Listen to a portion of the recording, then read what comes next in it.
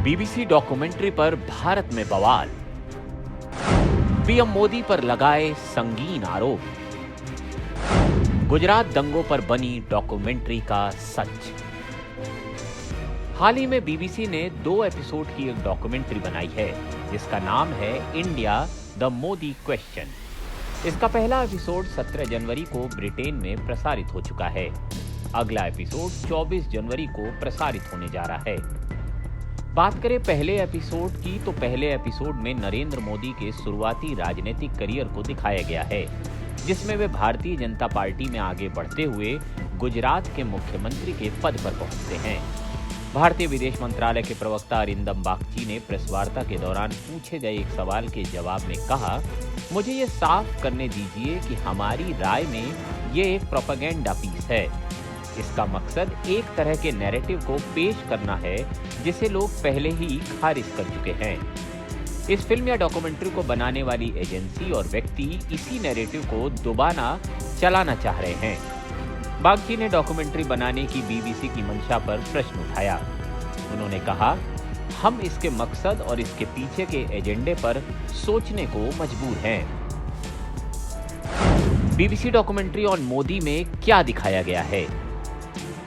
सबसे पहले आपको बता दें, डॉक्यूमेंट्री एक अप्रकाशित रिपोर्ट पर आधारित है जिसे बीबीसी ने ब्रिटिश फॉरेन ऑफिस से हासिल किया है।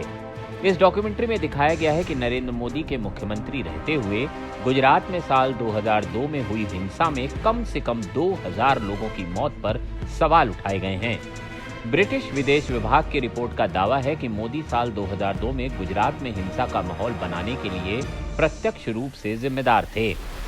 पीएम मोदी हमेशा हिंसा के लिए जिम्मेदार होने के आरोपों का खंडन करते रहे हैं, लेकिन जिस ब्रिटिश कूटनीतिक ने ब्रिटिश विदेश मंत्रालय के लिए रिपोर्ट लिखी है उससे बीबीसी ने बात की है और वो अपनी रिपोर्ट के निष्कर्ष पर कायम है।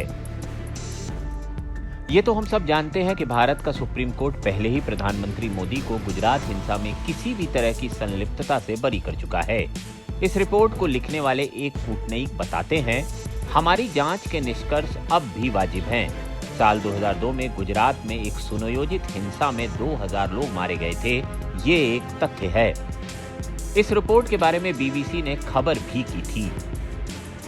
कूटनीतिकों की ये रिपोर्ट उस समय के ब्रिटेन विदेश मंत्री जैक स्ट्रॉ द्वारा ऑर्डर की गई जांच का हिस्सा थी।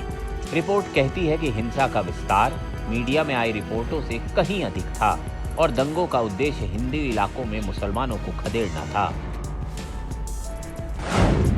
रिपोर्ट पर बीबीसी का बयान।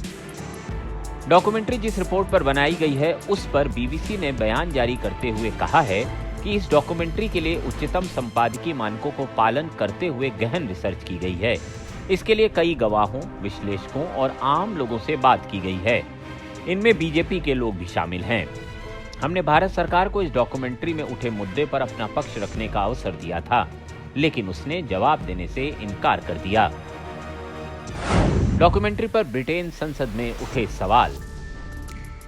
ब्रिटेन के सांसद इमरान हुसैन ने यह मुद्दा वहां की संसद में उठाया और पूछा कि क्या प्रधानमंत्री ऋषि सुनक कूटनीतिकों की इस रिपोर्ट से इत्तेफाक रखते हैं जिसमें मोदी को गुजरात हिंसा के लिए सीधे तौर पर जिम्मेदार ठहराया गया है।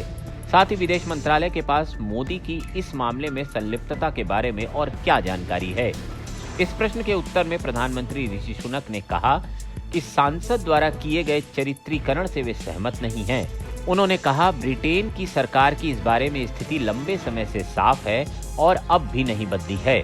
बेशक हम दुनिया में जहां भी दमन होता है उसे सहन नहीं करते, लेकिन मैं सम्मानीय सांसद द्वारा किए गए चरित्रीकरण से बिल्कुल सहमत नहीं हूं। इस बारे में बीबीसी के प्रवक्ता ने कहा, बीबीसी दुनिया भर के अहम मुद्दों पर प्रकाश डालने के लिए प्रतिबद्ध है।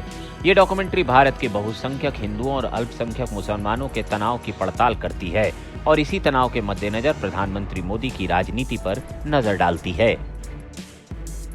देखना यह होगा कि पीएम मोदी और मोदी सरकार से रिश्ते को मजबूत बनाए रखने के लिए ब्रिटेन सरकार इस मुद्दे पर क्या कदम उठाती है। Bureau report with news.